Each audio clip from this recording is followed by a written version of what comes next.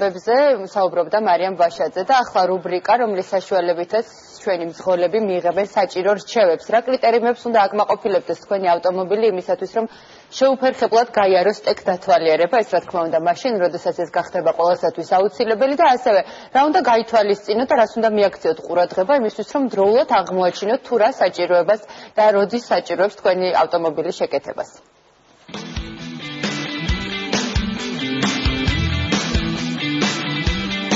ტექ-დათვალიერების დროს რას ექცევა ყურადღება და რა არის ძირითადი მოთხოვნები, რომელსაც უნდა მივაქციოთ ყურადღება.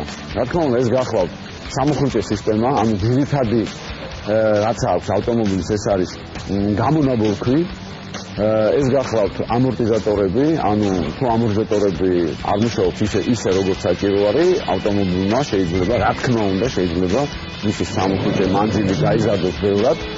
რაც შეეხება ავტომობილის ვიზუალურ მხარეს, რა თქმა უნდა, ვიზუალური მხარეს უნდა აკმაყოფილებდეს მოთხოვნებს და ავტომობილი მოწმდება თავისი, ანუ ქარხანამ წარმოებლის მიერ მოცემული მონაცემებით. არავის არ ეგონოს, რომ 1980 წელს გამოშვებული მანქანებს მოთხოვენ Euro 4-ის მიხედვით, ანუ Euro სტანდარტების მიხედვით, რომ დააკმაყოფილოს ეს მოთხოვნები. ეს ასე არ არის. ზოგიერთ ადამიანს გონია, რომ კატალიზატორი უნდა ქონდეს ყველა მანქანას და მე მინდა დაგარწმუნოთ, რომ ვერც ერთი ძველი ავტომობილი არც არის აღჭურვილი და არავის არ ექნება მოთხოვნა, რომ მაგალითად იგივე რუსულ წარმოების ავტომობილებზე ძველ გამოშვებაზე განსაკუთრებით მოქონდეს კატალიზატორი მუშაობს და ამას მინდა ხაზი გაუსვა 500-დან 800 გრადუსამდე და მას ჭირდება 10 კილომეტრამდე გავლა და ადგილზე დგომა, რომ ის მუშა მდგომარეობაში იყოს. აქედან გამომდინარე მოწმდება გამონაბოლქვი როგორც მუშა ნარევი, ანუ ჰაერის და საწვავის ნარევის.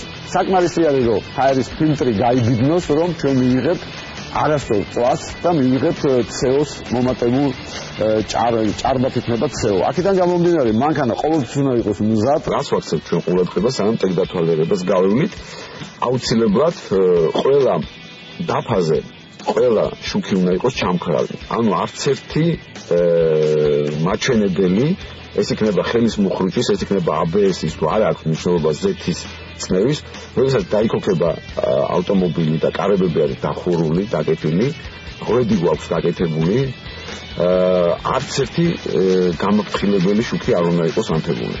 ამ დროს, ესე იგი, ელექტრობაში ჩვენ პრობლემა არ გვაქვს და ასევე უნდა შემოწმდეს ციმციმა მუშაობს თუ არა, ასევე აუცილებლად სამუხრუჭე სისტემის გარდა უნდა შემოწმდეს ანთებს თუ არა უკანა ისეთი სტოპები, ეს რუსული სიტყვა არის, ეს არის საერთაშორისო, ანუ ის ნათურები არ უნდა იყოს არც ერთი ნათურა არ უნდა იყოს გადამწვარი ავტომობილს.